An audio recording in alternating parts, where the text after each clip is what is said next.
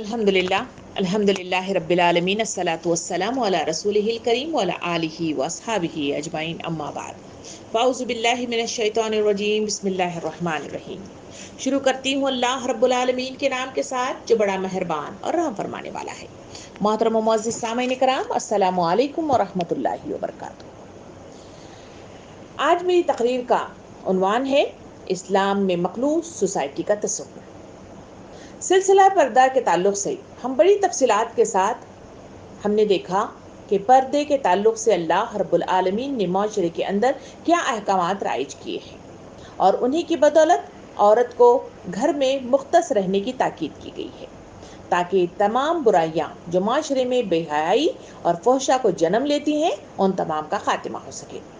اسی کے لیے اسلام میں عورت کا اصل مقام گھر کی چار دیواری قرار دیا گیا، مگر پھر بھی عورت کو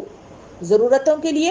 اس کی تکمیل کے لیے گھر سے باہر نکل کر اپنے کام کو تکمیل کرنے کی ضرورت پڑ جاتی ہے۔ ایسے حالات مثلاً اگر دیکھا جائے تو وہ شادی بیاہ کی تقریبات ہیں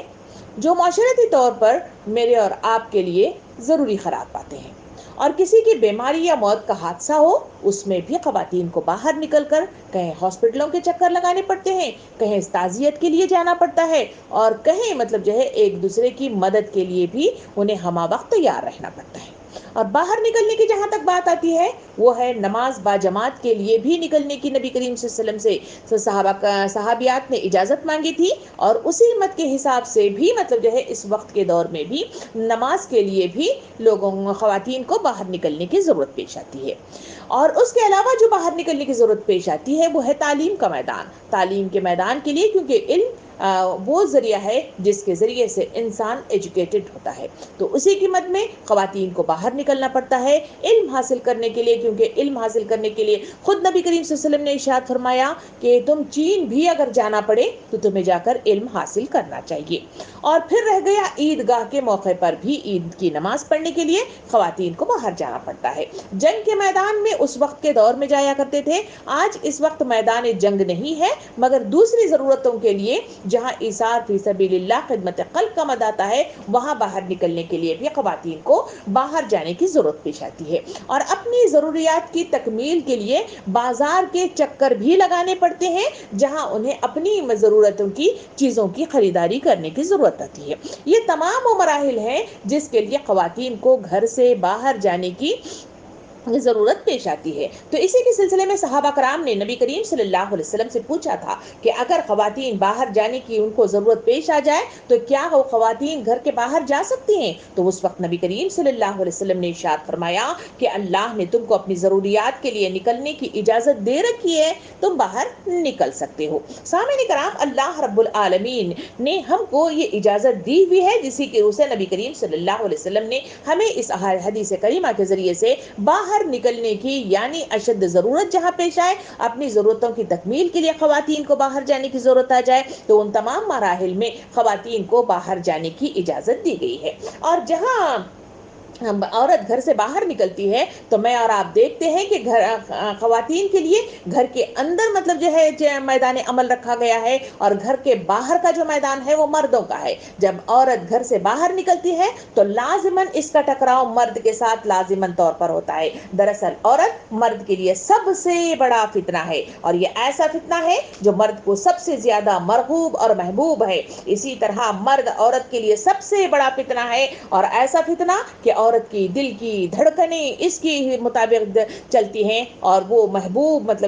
اس کے قریب سے قریب تر ہوتا ہے۔ اسی وجہ سے تو نبی کریم صلی اللہ علیہ وسلم نے حدیث مبارکہ میں یوں ارشاد فرمایا کہ جب بھی صبح ہوتی ہے تو دو فرشتے پکار پکار کر یہ کہتے ہیں کہ تباہی ہے مردوں کے لیے عورتوں کی طرف سے، اور تباہی ہے عورتوں کے لیے مردوں کی طرف سے۔ سامعین کرام، اسی لیے اسلام نے دونوں کو ان کی طبیعتوں، ان کی فطرت، ان کی صلاحیت، ان کے مقصد کی تکمیل کے تحت الگ الگ ذمہ داریوں کے ساتھ الگ الگ حدود کار متعین فرمائے ہیں، اور اسی لیے کسی میدان میں دونوں کا اختلاط یا ملن ناممکن ہے، اور دونوں اپنے اپنے دائرے کار میں جہاں تک رہتے ہیں وہاں یکسوئی اور اطمینان کے ساتھ معاشرے کو اونچا اٹھانے اور ترقی کرنے میں اہم کردار ادا کرتے ہیں۔ سامعین کرام، خدا رب العالمین نے اپنی حکمت کے تحت ان دونوں میں سے ایک دوسرے کے لیے ایسی زوردار، ایسی کشش عطا رکھی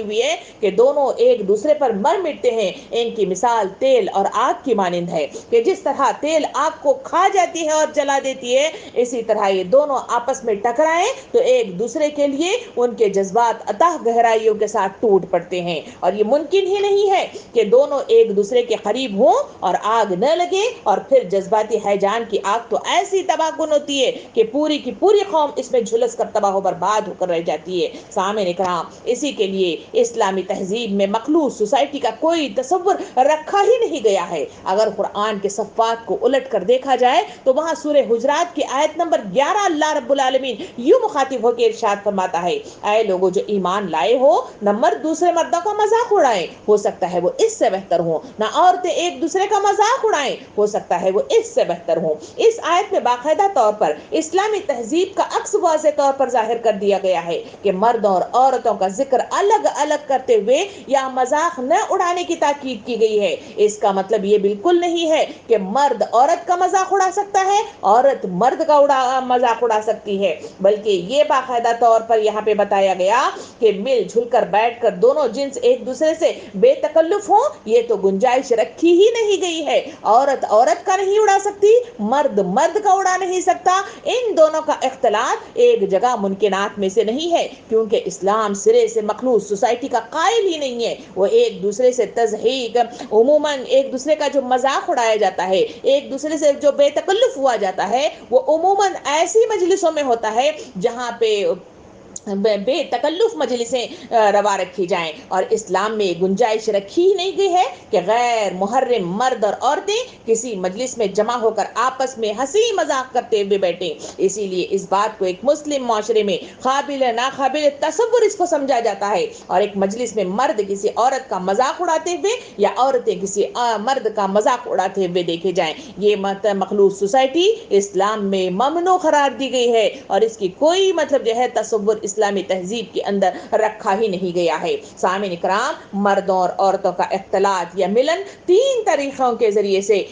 ہمارے سامنے آتا ہے. پہلا جس کے ذریعے سے مرد اور عورت ایک جگہ ملتے ہیں وہ ہے عورتوں کا اپنے محرموں کے ساتھ اختلاط. ان کے جواز اور مباح ہونے میں کوئی شبہ بالکل نہیں رکھا گیا ہے یعنی وہ گھر کے اندر ہو یا کہیں ایسی مطلب جو ہے پارٹیاں ہوں یا ایسی جگہ جہاں ایک دوسرے کے ساتھ مل رہے ہوں وہ ایسے افراد ہیں جسے محرمین کے نام سے یاد کیا جاتا ہے وہاں مرد اور عورتیں ایک دوسرے کے ساتھ ملتے ہیں. سامعین کرام اس کی اجازت قرآن مجید کے اندر احادیث کریمہ کے اندر باقاعدہ طور پر دی گئی ہے. عورت کو اجازت دی گئی ہے کہ اپنی زینت کو ان رشتہ داروں کے سامنے ظاہر کرے مثلا باپ ہمارے سسر یا بیٹے بھائی اور بھانجے اور بھتیجے یہ تمام وہ مطلب جو ہے رشتے ہیں جن کے سامنے عورت اپنی زینت آراستگی کے ساتھ آ سکتی ہے اور اپنی زینت کو آشکارا کر سکتی ہے. عورت کو یہ بھی اجازت دی گئی ہے کہ اپنے غلاموں کے سامنے بھی وہ اپنی زینت کے ساتھ آ سکتی ہے. کہا گیا کہ کون سے وہ مزدور ہیں کون سے وہ خادم ہیں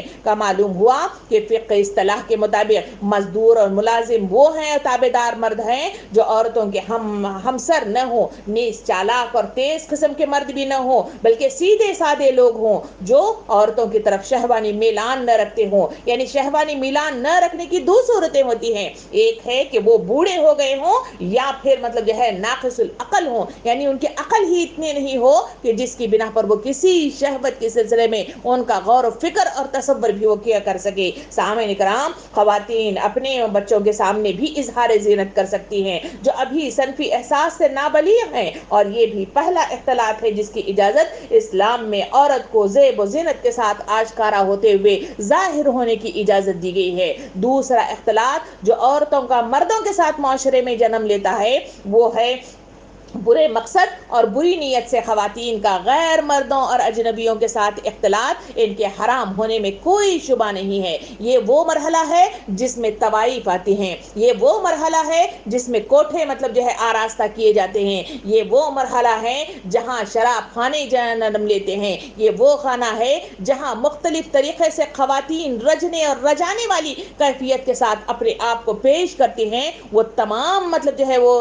چیزیں ہیں جس میں سیکنڈ اختلاط کے ساتھ وہاں مرد اور عورتوں کا اختلاط ہوتا ہے. اسے اسلام بالکل پوری طرح سے حرام قرار دیتا ہے اور اسے ممنوع قرار دیتا ہے, اور ان پر رہنے والی جو بھی خواتین ہیں ان کے سلسلے میں کہا گیا کہ وہ لعنتی ہیں, ان کے سلسلے میں کہا گیا کہ وہ جہنمی ہیں. اور تیسرا اختلاط جو مردوں اور عورتوں کا اس معاشرے میں جنم لیتا ہے وہ یہ ہے کہ اسکول ہو, کالج ہو, دفتر ہو, ہاسپٹل ہو, دکانیں ہوں, پارٹیاں ہوں, اجتماعات ہوں, یا پھر ہمارا آزادانہ اختلاط ہو جو راستے میں بس چڑھتے ہوئے, ٹرین چڑھتے ہوئے, مختلف ایئرپورٹ کے میدان میں, مختلف مطلب جو ہے ایسی پارٹیاں جو ایک دوسرے سے اختلاط کے ساتھ ہم پیدا کرتے ہیں, یہ وہ تمام مطلب جو ہے عموماً ایسی گیدرنگ ہے جو اس معاشرے کے اندر جنم لیتی ہوئی مجھے اور آپ کو اپنے اطراف میں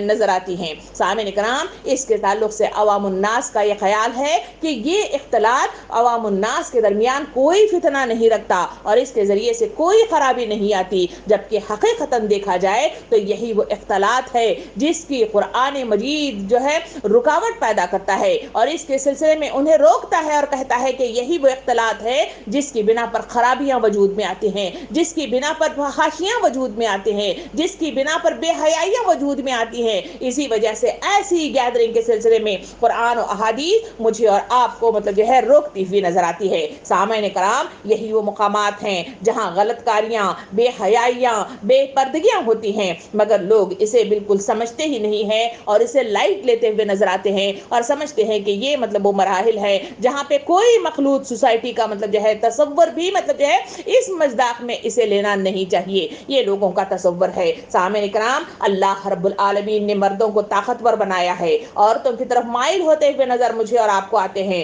اور عورتیں بھی باوجود اپنی طبی کمزوریوں اور نرمی کے وجہ سے مردوں کی طرف مائل ہوتی بھی مجھے اور آپ کو نظر آتی ہیں. جب ان دونوں میں اصناف میں آزادانہ اور بے باکانہ ایک دوسرے کے ساتھ اختلاط وجود میں آتا ہے تو ہم دیکھتے ہیں کہ میل جھول جب بڑھتا ہے تو اس غلط نتائج میرے اور آپ کے سامنے آتے ہوئے نظر آتے ہیں, کیونکہ نفس انسانی کو برائی کی طرف بہت زیادہ آمادہ کرتا ہے اور خواہش نفس کو اندھے اور بہرے بنا کر رکھ دیتی ہے, اور شیطان ہمیشہ برائیوں اور بے حیائیوں ہی کا حکم دیتا ہے, اور انہی مطلب جو ہے گیدرنگ کی بنا پر معاشرے کے اندر بہت ساری خرابیاں مجھے اور آپ کو ہوتی ہوئی نظر آتی ہے. اس کی مثال اسی سلسلے میں سورہ یوسف آیت نمبر 23 میں اللہ رب العالمین مجھے اور آپ کو اشارہ کرتے ہوئے اس کی طرف مجھے اور آپ کو تربیت دیتا ہے. ترجمہ اس آیت کا کچھ اس طرح ہے کہ اللہ رب العالمین ارشاد فرماتا ہے, اور یوسف کو اس عورت نے جس کے گھر میں وہ رہتے تھے اپنے نفس کے متعلق بہلانے اور پھسلانا شروع کیا اور دروازے بند کر دیے اور کہا تو آ جا. یوسف علیہ السلام نے کہا اللہ کی پناہ, وہ میرا سردار ہے جس نے مجھے بہت اچھی طرح رکھا اور ظالم فلا نہیں پایا کرتے. یہ وہ مقام ہے جہاں یوسف علیہ السلام کی طرف زلیخا مائل ہو گئی تھی اور جس کی بنا پر وہ رجنے اور رجانے والی بن گئی تھی, اور اس وجہ سے اس نے ڈورے ڈالنے شروع کر دیے تھے. اس کی تفصیلات سورہ یوسف میں بڑے مطلب جو ہے واقعے کے ساتھ میرے اور آپ کے سامنے آتی ہے. سامعین کرام, اس تہذیب کی طرف ذرا پلٹ کر دیکھا جائے تو یہ وہ ماحول تھا جہاں مردوں اور عورتوں کا اختلاط مطلب ہوا کرتا تھا, ایک دوسرے سے ملن ہوا کرتا تھا, ایک دوسرے کے پاس بے پردگی کے ساتھ آیا جایا کرتے تھے. اسی وجہ سے یہ واقعات رونما ہوتے ہیں, اسی وجہ سے یہ میلانات پیدا ہوتے ہیں, اور اسی وجہ سے یہ خیالات جنم لیتے ہیں, اور اسی وجہ سے ذہنی آوارگی انسانوں کے اندر پیدا ہوتی ہے. اسی وجہ سے اس واقعے کے اندر ہمارے سامنے یہ بھی آیا کہ اس نے مطلب جو ہے جب معاشرے کے اندر جب یوسف علیہ السلام نے اس سے بچ کر مطلب جو ہے بھاگ گئے تو اس کے نتیجے میں جو واقعہ ہوا کہ انہیں مطلب جو ہے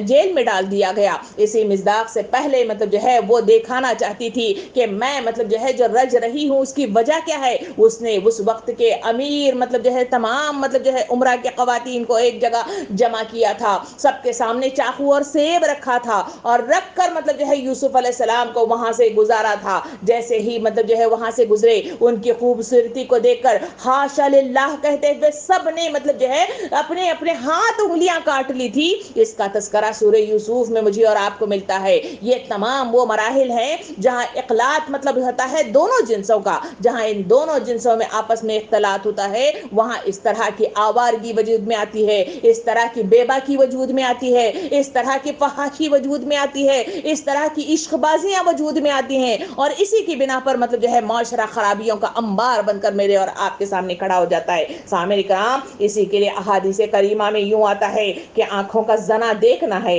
کانوں کا زنا سننا ہے، زبان کا زنا بولنا ہے، اور ہاتھ کا زنا پکڑنا ہے، اور قدموں کا زنا تو جو ہے چلنا ہے۔ سامعین کرام، یہی وہ حرکتیں ہیں جو اس اقتدار کی بنا پر کہیں اسکول ہو، کہیں کالج ہو، کہیں ہاسپٹل ہو، چاہے ہماری شادی بیاہ کی مجالس ہوں، یا ہماری وہ تمام پارٹیاں ہوں جہاں ایک دوسرے کے ساتھ میں اور آپ ملنا جلنا ہوتا ہے، یا ہماری وہ گلی محلے میں رہنے والی وہ عادتیں جو آپس میں ایک دوسرے کے ساتھ مطلب جو ہے بڑی بے تکلف کے ساتھ ملتے ہوئے میں اور آپ نظر آتے ہیں، یا پھر اپنے شوہروں کے وہ دوست و احباب جن کو ہم بڑی بے تکلف کے ساتھ اپنے گھروں کے دروازے کھول دیتے ہیں، دسترخوان کے دروازے کھول دیتے ہیں، اور اپنا سب کچھ دروازے کھول کر مطلب جو ہے انہیں بے بکانہ انداز میں گھر میں بلانے کی اجازت دے دیتے ہیں۔ اسی وجہ سے یہ خرابیاں دنیا کے اندر وجود میں آتی ہوئی مجھے اور آپ کو نظر آتی ہیں۔ اسلام اس سارے راستے جہاں دونوں جنسوں کے اختلاط ہو اور برائی جنم لے، ان سب مراحل کو جہاں دونوں کا ملن ہو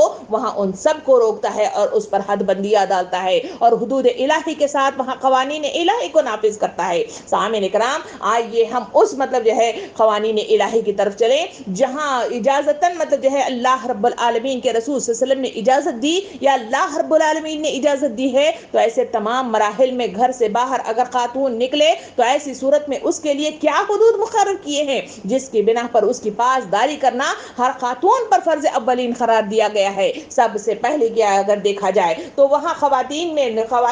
مسجد میں نماز پڑھنے کی اجازت چاہتی تھی۔ آپ صلی اللہ علیہ وسلم کے پاس مختلف صحابیات آتی اور مطلب جو ہے بار بار مطلب جو ہے تذکرہ کرتی تھی کہ ہم آپ صلی اللہ علیہ وسلم کے ساتھ مسجد میں پیچھے مطلب کھڑے ہو کر آپ کے ساتھ نماز پڑھنا چاہتی ہیں۔ آپ صلی اللہ علیہ وسلم نے ان کو مخاطب ہو کے فرمایا کہ خواتین کا اپنی کوٹری میں نماز پڑھنا اس سے بہتر ہے کہ وہ اپنے کمرے میں نماز پڑھے، اور اپنے جوڑ خانے میں نماز پڑھنا اس سے بہتر ہے کہ وہ اپنی کوٹری میں نماز پڑھے۔ مگر پھر بھی جہاں مطلب جو ہے وہ بار بار تک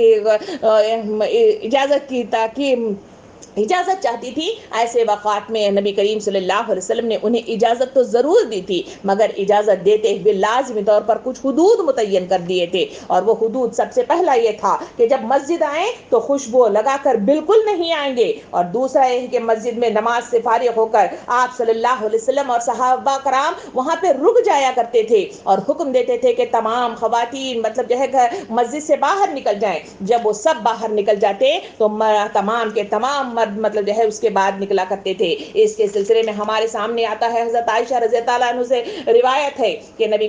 وہ فرماتی ہیں کہ رسول صلی اللہ علیہ وسلم صبح کی نماز ایسے وقت پڑھتے تھے جب خواتین نماز کے بعد اپنی اوڑنیوں میں لپیٹی ہوئی مسجد سے پلٹتے تو تاریخ کی وجہ سے یعنی اندھیرے کی وجہ سے پہچانی نہیں جاتی تھی، اور وہ اس وقت وہاں پہ نکل کھڑی ہوتی تھی۔ سامعین کرام، مسجد نبوی میں جب اس طرح خواتین کی تعداد میں اضافہ ہونے لگا تو اس وقت مسجد نبوی میں عورتوں کے نکلنے کے لیے باقاعدہ طور پر جو ایک دروازہ تھا وہاں 2 دروازے بنائے گئے، اور ایک دروازہ عورتوں کے لیے مختص کر دیا گیا کہ اسی کے ذریعے سے وہ اندر جائیں گی اور اسی کے ذریعے سے وہ باہر آئیں گی، اور مردوں کا اور عورتوں کا بالکل مطلب جو ہے الگ الگ مطلب جو ہے ان کا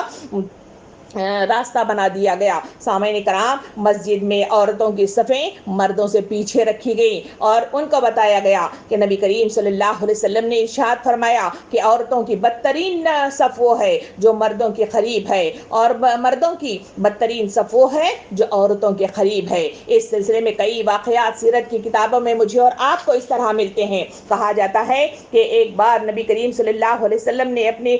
باب جو جماعت کے تعلق سے مختلف چیزیں بتائی گئی ہیں اس کے سلسلے میں کہتے ہیں کہ عورتیں اور مرد آپس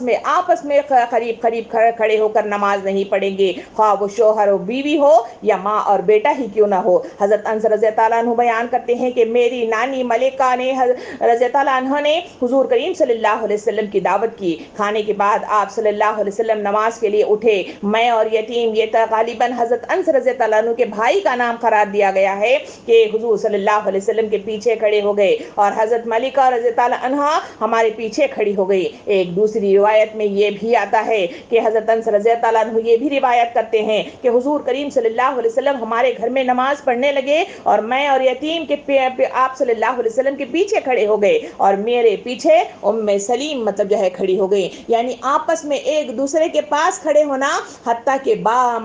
بیٹا اور ماں ہو یا میاں اور بیوی ہو، آپس میں قریب قریب کھڑے ہونے سے منع کیا گیا ہے۔ سامعین کرام، اسلام مجھے اور آپ کو جو تاکید کرتا ہے اس میں یہ حدیث مبارکہ بھی آتی ہے کہ ایک مرتبہ نماز پڑھنے کے لیے نبی کریم صلی اللہ علیہ وسلم اٹھے، آپ صلی اللہ علیہ وسلم کے پہلو میں مطلب جو ہے حضرت عائشہ رضی اللہ عنہ مطلب کھڑی ہونے لگی، آپ صلی اللہ علیہ وسلم نے انہیں پیچھے کھڑا ہونے کی تاکید کی۔ چوتھی شرط مطلب جو ہے جو اسی نماز کے تعلق سے جو نبی کریم صلی اللہ علیہ وسلم نے یہ بھی رکھی ہے کہ عورتیں نماز میں بلند آواز سے مطلب جو ہے کیا نہیں دیں گے، وہاں پہ اگر رک گیا ہے یا کچھ چوک ہو گئی ہے تو آپ مطلب جو ہے لقمہ نہیں دیں گے۔ باقاعدہ یہ قرار دیا گیا کہ نماز میں امام کو مرد حضرات کو لقمہ دینے کے لیے وہ مطلب جو ہے زور آواز سے کہیں گے، مگر عورتیں اپنے ہتھیلی پر ہتھیلی مار کر یا ہاتھ پر ہاتھ مار کر اس طرح کی آواز کرتے ہوئے انہیں اس کی طرف آشکارا کریں گی۔ سامعین کرام، اسی وجہ سے مجھے اور آپ کو حضرت عمر رضی اللہ عنہ کے زمانے میں جماعت میں مطلب جو ہے باقاعدہ طور پر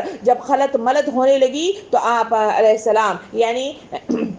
حضرت عمر رضی اللہ عنہ نے مسجد میں خواتین کے لیے ایک دروازے کو مختص کر دیا تھا اور کہا کہ یہاں سے ہی تم آنا اور یہاں سے ہی تم فارغ ہو کر چلے جانا۔ سامعین کرام، حضور کریم صلی اللہ علیہ وسلم ایک بار مسجد سے باہر نکلے، آپ صلی اللہ علیہ وسلم کیا دیکھتے ہیں کہ وہاں پر دونوں مرد اور عورتیں دونوں مطلب باہر نکلے ہوئے ہیں، تو ایک سا ہجوم سا بن گیا ہے اور وہ آپس میں خلط ملط ہو کر چل رہے ہیں۔ آپ صلی اللہ علیہ وسلم کا چہرہ لال ہو گیا۔ آپ صلی اللہ علیہ وسلم نے مخاطب ہو کر خواتین سے فرمایا کہ پیچھے ہٹ جاؤ، تمہیں بیچ راستے میں چلنے کا کوئی حق نہیں ہے، تم کنارے کنارے چلا کرو۔ یہ وہ حکم تھا جس کی بنا پر اس وقت کے صحابیات ساری کے سارے پیچھے ہو کر سائڈ میں مطلب ہو گئی۔ اس کے بعد نبی کریم صلی اللہ علیہ وسلم نے انہیں مطلب جو ہے بازو دیوار سے لگ کر چلنے کی جہاں تاکید کی، سیرت کے صفحات مجھے اور آپ کو بتاتے ہیں کہ خواتین جب نماز سے فارغ ہو کر گھر کے لیے نکلا کرتی تھی تو آپ دیوار سے اتنا مطلب جو ہے رگڑ پیدا کرتی کہ ان کے دوپٹے مطلب جو ہے اس دیوار کے ساتھ چپک جاتے یا اس سے مطلب جو ہے وہ کرش ہو جایا کرتے تھے۔ سامعین کرام، حضرت امام نوری رحمت اللہ علیہ فرماتے ہیں کہ عورت کو مسجد میں جانے کی اجازت اس صورت میں دی جاتی ہے کہ وہ خوشبو لگائے ہوئے نہ ہو، بناؤ سنگار کیے ہوئے نہ ہو، پیروں میں کوئی ایسا زیور نہ ہو جس کی جھنکار سنائی دے، اور نہ زرق برق مطلب جو ہے لباس پہنے ہوئے ہو، اور نہ یہ کہ عورت مرد سے بالکل الگ تھلگ ہو کر رہ جائے۔ سامعین کرام، اسی طرح کا ایک دور کے سلسلے میں کہا جاتا ہے کہ نبی کریم صلی اللہ علیہ وسلم کے بعد جب حضرت عائشہ رضی اللہ عنہ وہ کہتی ہیں کہ ایک بار مسجد میں مطلب جو ہے کچھ خواتین ان کا بن ٹھن کر داخل ہو جانا اور زور و شور کے ساتھ بے باکانہ انداز کے ساتھ آ جانا، اس کو دیکھ کر حضرت عائشہ رضی اللہ عنہ نے مخاطب ہو کے فرمایا تھا ان خواتین کو کہ سنو کہ اگر اس وقت کے رسول محمد صلی اللہ علیہ وسلم ہوتے تو یقیناً وہ آپ تمام خواتین کو مسجد میں آنے سے روک دیا کرتے تھے۔ یہ وہ طریقہ کار ہے جو مخلوط سوسائٹی کے تعلق سے اسلام پیش کرتا ہے۔ یہ وہ تصور ہے جو میرے اور آپ کے سامنے آتا ہے کہ کہیں بھی ہو ایک دوسرے کے ساتھ اختلاط ممکن نہیں ہے۔ اتنا ہی نہیں، گھر کے اندر بھی مطلب جو ہے کچھ غیر محرم رشتے ہوتے ہیں جن کے ساتھ اختلاط کے تعلق سے وہ بھی قوانین مجھے اور آپ کو اسلام فراہم کرتا ہے۔ اس کے تعلق سے مجھے اور آپ کو مطلب جو ہے واضح طور پر یہ بھی آتا ہے کہ حضور کریم صلی اللہ علیہ وسلم نے ارشاد فرمایا کہ نامحرم عورتوں کے پاس مت جاؤ، اور ایک انصار نے عرض کیا یا رسول اللہ صلی اللہ علیہ وسلم دیور کے بارے میں کیا رائے ہے؟ آپ صلی اللہ علیہ وسلم نے ارشاد فرمایا دیور تو موت ہے۔ یعنی گھر کے اندر بھی ایسے غیر محرم رشتے جو موجود ہیں ان کے تعلق سے کہا گیا کہ ان کے ساتھ بے تکلفی کے ساتھ باتیں کرنا، ان کے ساتھ ہنسی مذاق کرنا، ان کے ساتھ ایک دسترخوان پہ بیٹھنا، ان کے ساتھ مطلب جو ہے مستی و موج مطلب جو ہے کرنا، ان تمام مطلب جو ہے اختلاط سے اسلام منع کرتا ہے۔ اسی وجہ سے تو حصے میں لفظ دیور استعمال کیا گیا ہے۔ اس میں صرف مخاطب دیور نہیں ہے بلکہ وہ تمام رشتے موجود ہیں جو شوہر کے سلسلے میں قریبی رشتہ دار ہیں جن سے بے تکلفی ممکنات میں سے نہیں ہے۔ اسلام اس کی بالکل اجازت نہیں دیتا۔ ایک اور حدیث مبارکہ میں نبی کریم صلی اللہ علیہ وسلم نے ارشاد فرمایا کہ عورتوں کے پاس تنہائی میں نہ جاؤ، اور قسم ہے ذات کی جس کے قبضے میں میری جان ہے،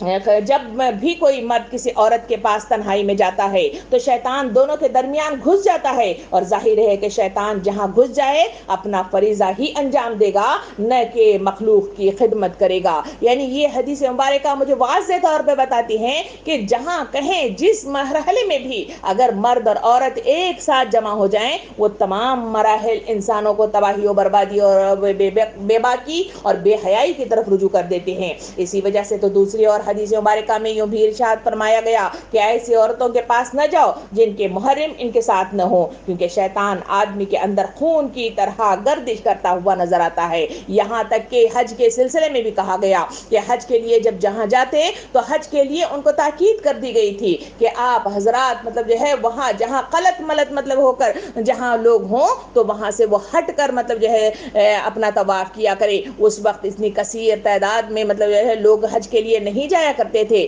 مختصر جو ہے قافلے ہوتے تھے، مگر اس کے باوجود جو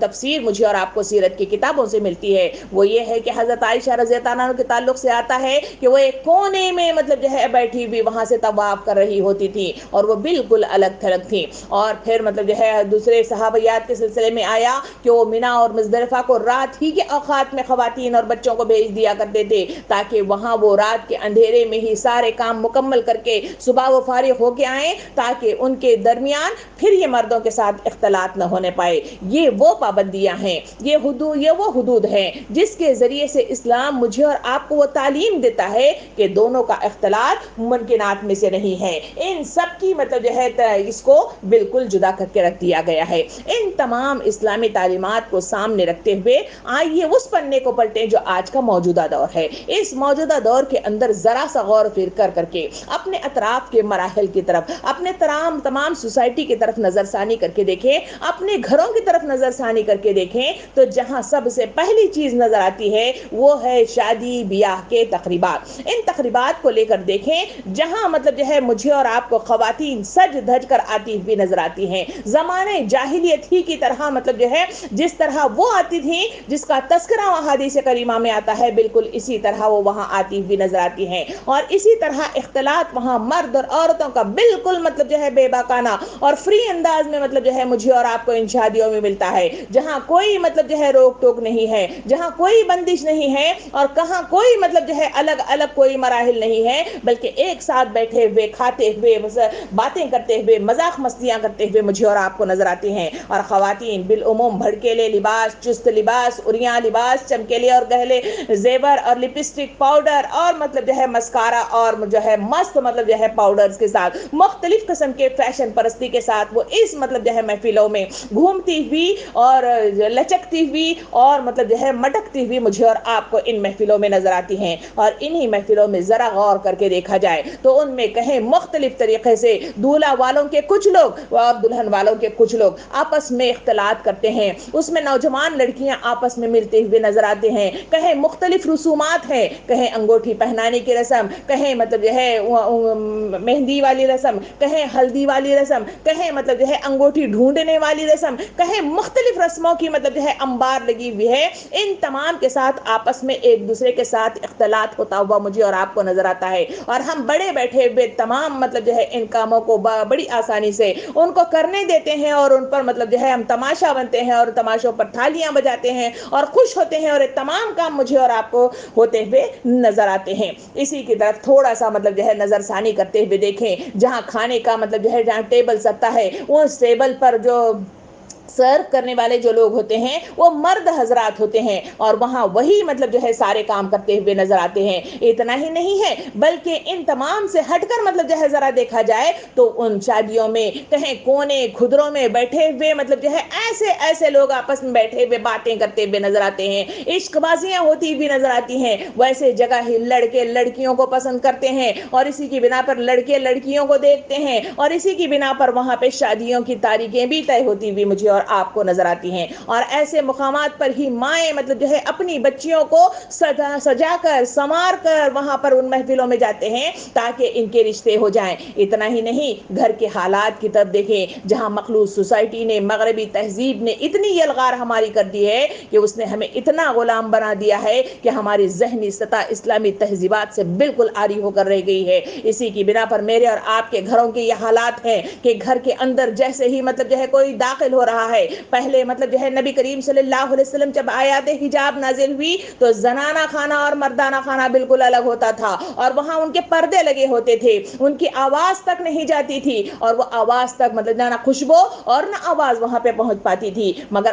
آج کے ماحول کا یہ حال ہے کہ وہاں خواتین اگر داخل ہو جائیں تو مرد ہی انہیں ریسیو کرتے ہوئے نظر آتے ہیں, ایک ساتھ سٹنگ روم میں بٹھایا جاتا ہے, ایک ساتھ کھانے کی سرو پہ مطلب جو ہے کیا جاتا ہے, اور اگر بات کی جائے تو کہتے ہیں کہ وہ تو آپ کے بھائی ہیں یا یہ ہماری بہن ہی ہے. ہر بہن ہر بھائی آپس میں بھائی بہن نہیں ہوتے. اللہ رب العالمین نے کچھ رشتوں کو محرم قرار دیا گیا ہے اور کچھ رشتوں کو غیر محرم قرار دیا گیا ہے. جن کے ساتھ شادی ممکنات میں سے ہے ان کے ساتھ حدود الہی کو متعین کرنے کی تاکید کی گئی ہے, انہی کے سلسلے میں حدود کے ساتھ ہمارے سامنے رہنے کی تاکید کی گئی, انہی کے ساتھ سطر کو چھپانے کی تاکید کی گئی, انہی کے سامنے جلباب اور نقاب پہننے کی تاکید کی گئی, ان کے سامنے بلا جھجک مطلب جو ہے آواز کو لچکدار بنا کر پیش کرنے سے منع کیا گیا, اور انہی کے سامنے خوشبو لگا کر آنے سے منع کیا گیا. یہ قوانین الہی قرآن مجید کے اندر محفوظ ہیں, مگر امت مسلمہ کا یہ حال ہے کہ قرآن مجید کی ان آیات کو بھول گئے ہیں. اس کو صرف مطلب جو ہے طوطا مینا کی طرح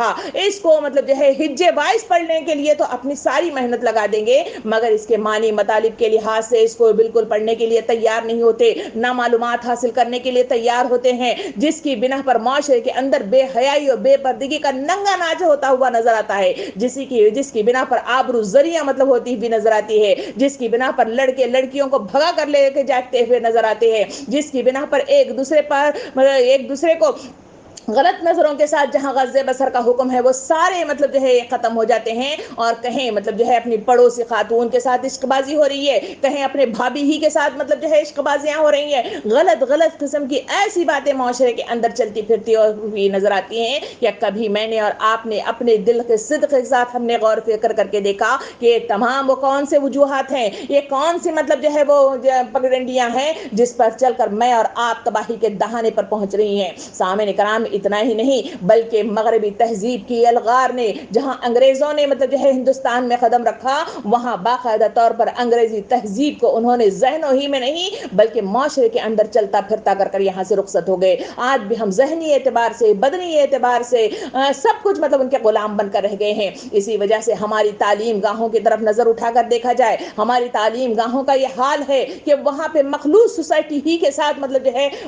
لڑکے اور لڑکیوں کو تعلیم دی جاتی ہے, اور ان کے سلسلے میں وہ فوائد گناتے ہوئے یہ کہتے ہیں کہ اس کی بنا پر خواتین بے باک ہوتی ہیں, اسی کے بنا پر کمپٹیشن والا جذبہ ان کے اندر رونما ہوتا ہے, اور اسی کی بنا پر وہ آگے بڑھ جاتی ہیں. جبکہ ان سب کو سامنے رکھ کر دیکھا جائے تو اس کی بنا پر اس تعلیم گاہوں کے اندر جہاں وہ ان کے اندر علم حاصل ہونا چاہیے تھا, مگر وہ علم کی بجائے مطلب جو ہے غلط کاریاں لیے ہوئے معاشرے سے وہ جنم لیتے ہوئے واپس لوٹتی ہوئی نظر آتی ہیں. انہی کے اندر میں اور آپ مطلب جو ہے جہاں پہلے چٹیاں لکھ کر مطلب جو ہے وہ ایک دوسرے کے ساتھ عشق لڑایا کرتے تھے, آج کل تو اسمارٹ فون کی وجہ سے مطلب جو ہے ہر چیز مطلب جو ہے ہوتی ہوئی مجھے اور آپ کو نظر آ رہی ہے. سامعین کرام, اس کی روک تھام مجھے اور آپ کو جہاں کرنے کی تاکید کی گئی ہے وہ اسلامی قوانین ہے جو مجھے اور آپ کو روک تھام کرتے ہیں. گھر کے اندر کے حدود متعین کیے گئے, گھر کے باہر جانے کے قانون متعین کیے گئے, اور گھر سے باہر جاؤ تو پہناوے کے مطلب جو ہے بہترین مطلب جو ہے قوانین میرے اور آپ کے سامنے پیش کیے گئے. اسی کے نتیجے میں کہا گیا کہ تمہارے لیے بہترین مطلب جو ہے ماحول وہی اسلامی تہذیب ہے جس کی بنا پر تم برائی سے بچ جاتے ہو. اسی وجہ سے نبی کریم صلی اللہ علیہ وسلم نے حدیث مبارکہ میں یہ ارشاد فرمایا, جو عورت بنی سوری غیر مردوں میں ناز و اندام کے ساتھ مٹک کر چل رہی ہے, اس کی مثال قیامت کے دن کی تارک کی ہے جس کے لیے کوئی روشنی نہیں ہے. کیسی وعیدیں ہیں جو حدیث کریمہ میں بیان کی گئی ہیں, اور ایسی رجانے والی خواتین کے تعلق سے بیان کیا گیا کہ ان پر لعنت ہو. اللہ اور اللہ کے رسول کی۔ بتائیے ان تمام باتوں کے باوجود کیا آج ہماری یہ بے حجابی اور آزادی اس حد تک بڑھ جاتی ہے کہ ہمارے حجابات تک اٹھ گئے ہیں اور ہماری زندگیوں کا یہ حال ہے کہ مرد اور عورت پہلو بپہلو بیٹھ کر ایک ساتھ کھانا کھاتے ہیں، مل جل کر خوش گپیاں کرتے ہیں اور بڑی بڑی بے باکانہ انداز میں قہقہے لگاتے ہوئے مجھے کہیں ہوٹلوں میں نظر آتے ہیں، کہیں راستے میں نظر آتے ہیں، کہیں بازار میں نظر آتے ہیں، کہیں شادی بیاہ میں نظر آتے ہیں اور کہیں پارٹیوں میں نظر آتے ہیں۔ سامعین کرام، پھر یہ چھیڑ چھاڑ کبھی کبھی اس مرحلے تک پہنچ جاتی ہے کہ نا اتفاقیہ طور پر وہ غلط کاریوں کی طرف بھی بڑھ کر چلے جاتے ہیں۔ غضب یہ ہے کہ جو ہمارے اسلامی گھرانے، جو اسلامی تعلیمات رکھنے والے گھرانے ہیں، ان کے درمیان میں بھی مطلب جو ہے یہ حال مطلب جو ہے افسوس کے ساتھ کہنا پڑتا ہے کہ عورتوں کی محفلوں میں کھانا کھلانے کے لیے مردوں ہی کو مطلب جو ہے رکھا جاتا ہے اور ساخ یعنی پانی پلانے والے بھی جو ہوتے ہیں وہ مرد ہی ہوتے ہیں اور کسی بھی بھلے آدمی کے احساس کے اندر جھنجھلاہٹ نہیں ہوتی اور اسلامی غیرت اور حیا کا جنازہ خود ہمارے ہاتھوں سے نکلتا چلا جا رہا ہے، مگر ہمیں اس کا احساس نہیں ہے کہ بے شک اس شریف خاندان کو اسلام نے بناؤ سنگار کی اجازت ضرور دے رکھی ہے، زیوروں سے سنورنے اور حسن کو نکھارنے کی بھی اجازت ضرور اسلام نے دے رکھی ہے، لیکن ان کی ساری دلکشی اور دل ربائی صرف اس مرد ہی کے لیے ہونی چاہیے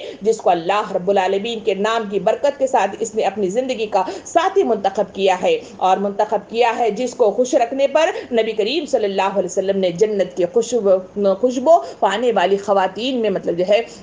انہیں شمار کیا ہے۔ سامعین کرام، ان تمام باتوں کو سامنے رکھتے ہوئے ذرا اپنی زندگیوں کا جائزہ لے کر دیکھیں کہ ان تمام کی برائیوں کا خاتمہ کیسا ہوگا، معاشرے کے اندر پھیلی ہوئی یہ بگاڑ کا خاتمہ کیسا ہوگا، ان خرابیوں کو میں اور آپ کیسے دور کریں گے؟ کیا صرف اس اجتماعات کی بنا پر میں اور آپ اچھی اچھی باتیں سن لیں اور واہ واہ کر کے یہاں سے رخصت ہو جائیں تو کیا یہ تبدیلی ہمارے ممکنات میں سے ہے؟ کیا معاشرے کے اندر صرف مطلب جو ہے سننے سنانے کے نتیجے ہی میں تبدیلی آ سکتی ہے؟ کیا معاشرے کے اندر صرف ہم دوسروں کی طرف انگلیاں اٹھا کر صرف ریمارک کرنے کی بنا پر کیا تبدیلی آتی ہے؟ کیا معاشرے کے اندر بیٹھ کر ایک سے زائد افراد بیٹھ کر بحث و مباحثہ کریں کہ معاشرہ بہت بگڑ گیا ہے، معاشرہ بچوں کو بگاڑ رہا ہے، اس کو کیسے سدھارا جائے؟ کیا صرف بحث و مباحثے کے نتیجے میں کیا معاشرہ تبدیلی کا باعث بن سکتا ہے؟ کبھی نہیں بن سکتا۔ اس کے لیے مسلمان خواتین کی گودوں کو مسلمان بننا ہوگا۔ باقاعدہ طور پر خواتین کو معلوم ہونا چاہیے کہ خواتین آج اس دور کے اندر ایک شو پیس بن کر رہ گئی ہیں۔ خواتین کا یہ حال ہے کہ معاشرے کے اندر ننگا ناچ مطلب جو ہے خواتین کو لے کر ننگا ناچا جاتا ہے، اس لیے کہ خواتین کہیں ایڈورٹائزمنٹ ہو اسی کے لیے استعمال کی جاتی ہیں، کہیں اسٹیج کو سجانا ہو تو وہاں پر بھی خواتین کا استعمال کیا جاتا ہے، اگر کہیں گاہک کو مطلب جو ہے رجوع کرنا ہو تو وہاں خواتین کا استعمال کیا جاتا ہے۔ کون کون سے ایسے مرحلے ہیں جہاں پہ خواتین اٹریکشن کی مطلب جو ہے باعث ہیں، اسی وجہ سے ان کو سجا کر سمرا کر ان کو کھڑا کر دیا جاتا ہے اور حد یہ ہے کہ ان کے کپڑوں کو تار تار کر کے رکھ دیا گیا ہے۔ تمام کی تمام مطلب جو ہے جو ساتر لباس جس کو خواتین کو عطا اسلام نے کیا تھا وہ ساتر لباس مردوں کو پہنا دیا گیا اور تمام مردوں کا لباس عورتیں پہن کر اپنے آپ کو ننگا کر کے مطلب جو ہے معاشرے کو برائی کا ناچ ناچتے ہوئے میں اور آپ دیکھتے ہوئے بیٹھے ہوئے ہیں۔ سامعین کرام، وقت کی ضرورت ہے کہ اس معاشرے کے اندر ہم باطل قوتوں کو اگر نیچے دکھانا چاہتے ہیں، اپنا غلبہ اسلام کا چاہتے ہیں، اگر معاشرے کے اندر نیکی کو پھیلانا چاہتے ہیں تو اس کے لیے مجھے اور آپ کو اٹھ کر کھڑا ہونا ہوگا، اس کے لیے گھروں میں اسلامی تعلیمات کو رائج کرنا ہوگا۔ جہاں جہاں وہ بگاڑ پیدا ہو گیا ہے، چاہے ہماری بچیوں کی شکل میں ہو، چاہے ہمارے خود کی شکل میں ہو، چاہے ہمارے اطراف کے رہنے والے لوگوں کی شکل میں ہو، چاہے وہ کسی کی شکل میں کہیں بھی مطلب جو ہے جو اسلامی تعلیمات اور احکام کے مطابق جو احکام بتائے گئے ہیں ان نصیحتوں کے مطابق جب تک ہم تبدیلی نہیں پیدا کریں گے، جس طرح صحابیات نے کیا تھا، احکام حجاب نازل ہوئے تو فوراً انہوں نے اپنی مطلب جو ہے لمبے چوغے کو یعنی میکسیوں کو نیچے سے پھاڑ کر اس کا دوپٹہ بنا لیا، آنکھوں کو مطلب جو ہے چھپا لیا اور پھر وہاں سے رخصت ہو کر اپنے گھر کی طرف آ گئے تھے۔ یہ ہے وہ تبدیلی جس کے باعث اسلامی معاشرہ مطلب جو ہے سیرت کی کتابوں میں مجھے اور آپ کو ملتا ہے۔ وہی وہ معاشرہ تھا جہاں مطلب جو ہے بے حیائی کو بالکل خاتمے کے ساتھ ختم کر دیا گیا اور وہاں آبرو زری جہاں پہ ہوتی تھی وہاں اس کا خاتمہ ہو گیا. لوگ مطلب جو ہے خواتین کو عزت کی نگاہ سے دیکھنے لگے, وہاں ان کی آبروؤں کو مطلب جو ہے پامال کرنے سے لوگ ڈرنے لگے. یہ ہے وہ خدا کا خوف. جب انسانوں کے دلوں میں ایمان کی کشش پیدا ہوگی, اللہ کے پاس جواب دہی کا احساس پیدا ہوگا, تو تب کہیں جا کر ان تمام معاملات کے سلسلے میں غور و فکر کریں گے, اور تبھی کہیں جا کر اسلام مطلب جو ہے اپنی زندگی میں رائج کریں گے. سامعین کرام, اسلام صرف مطلب جو ہے کلمہ طیبہ پڑھ کر داخل ہونے کا نام نہیں ہے. اسلام صرف مطلب جو ہے مسلمان نام رکھنے کا نام نہیں ہے. نہ مطلب جو ہے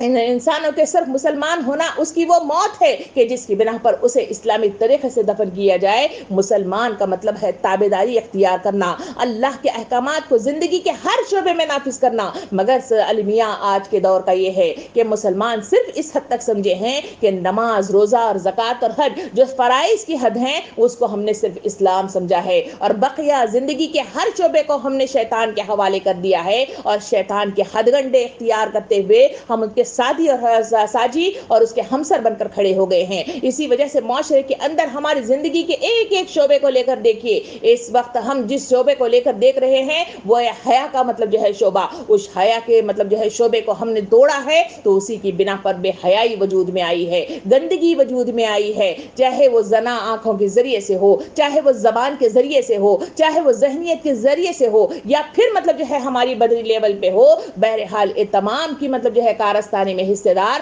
ہم اور آپ ہیں. مجھے اور آپ کو سوچنا چاہیے, اپنا حساب لینا چاہیے. جو نبی کریم صلی اللہ علیہ وسلم نے ارشاد فرمایا, اپنا حساب لو اس سے پہلے کہ تمہارا حساب لیا جائے. میرا اور آپ کا حساب لیا جانے کے لیے میرے اور آپ کے کانوں میں اذان دی جا چکی ہے. کب میری اور آپ کی نماز پڑھی جائے گی مجھے اور آپ کو نہیں معلوم, مگر اس وقت جب مجھے اور آپ کو گھسیٹ کر اللہ رب العالمین کے سامنے لے جا کر پٹک دیا جائے گا, اس وقت جب سوالات کیے جائیں گے, وہاں سے بھاگنے کی امید مجھے اور آپ کو نہیں کرنی چاہیے. وہاں سے کوئی مطلب بھاگنے کی مطلب جو ہے چاہ بھی مجھے اور آپ کو کامیابی کے دہانے پر نہیں پہنچا سکتی, بلکہ گھسیٹ کر جہنم کی دہکتی بھی آگ کا ہمیشگی کے لیے وہاں پر میرا اور آپ کا ٹھکانہ ہوگا. سامعین کرام, زندگی کا مقصد اقامت دین ہے, زندگی کا مقصد اللہ رب العالمین کی اتباع ہے,